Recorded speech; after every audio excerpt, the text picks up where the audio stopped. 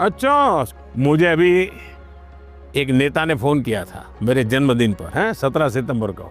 तो उसने मुझे कहा कि आपके 75 हो गए। बोले अभी 25 बाकी है। मैंने कहा तो मैं जो बीता है उसको गिनता नहीं हूँ, जो बचा है उसको गिनता हूँ। और इसलिए जीवन में मैं आपको भी कहता हूँ, बीता है उसकी गिनती में समय बर्बाद मत कीजिए, जो बचा है उसको जीने के लिए सोचिए। यानी नेहरू जी से पूछा कि उनके सामने कितनी समस्याएं हैं, तो उन्होंने उत्तर दिया था 35 करोड़।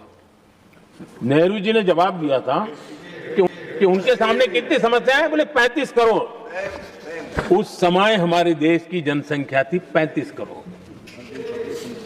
अब आगे देख, 35 करोड़ देशवासी नेहरू जी को समस्या लगते थे। ऐसा कोई मुखिया हो सकता है क्या जी? क्या ऐसा हो सकता है? नरेंद्र मोदी के इस दावे को समझने के लिए हमने पड़ताल शुरू की कि आखिर जो बात कही जा रही है उसकी सच्चाई क्या है।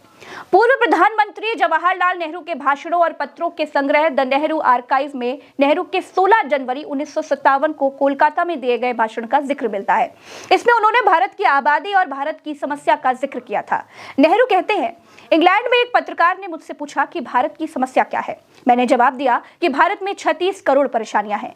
देश का हर पुरुष और स्त्री एक समस्या है, उन सभी का ध्यान रखना होगा। लेकिन फिलहाल हमारे सामने दो तरह की समस्याएं हैं, एक देश के अंदर समस्या है और दूसरी बाहरी समस्या है। यह हमारा कर्तव्य है कि हम पहले अपने देश को व्यवस्थित करें और जनता की स्थिति में सुधार करें। दोस्तों, बहुत आसान होता है किसी की कही हुई बात को अपने अंदाज में दूसरे के सामने पेश कर देना। जवाहरलाल नेहरू की इस बात को पढ़कर कोई भी आसानी से समझ लेगा कि उनके कहने का मतलब यही था कि देश के हर नागरिक की समस्याओं का ध्यान रखना, उन समस्याओं को दूर करना मेरा फर्ज है। और नेहरू ने बढ़ती आबादी को भी चिंताजनक माना था। लेकिन व्हाट्सएप यूनिवर्सिटी के दौर में संसद में खड़े होकर प्रधानमंत्री नरेंद्र मोदी इस अंदाज में बोल रहे थे जिससे ये झूठ देश के लोगों को सच लगने लगे।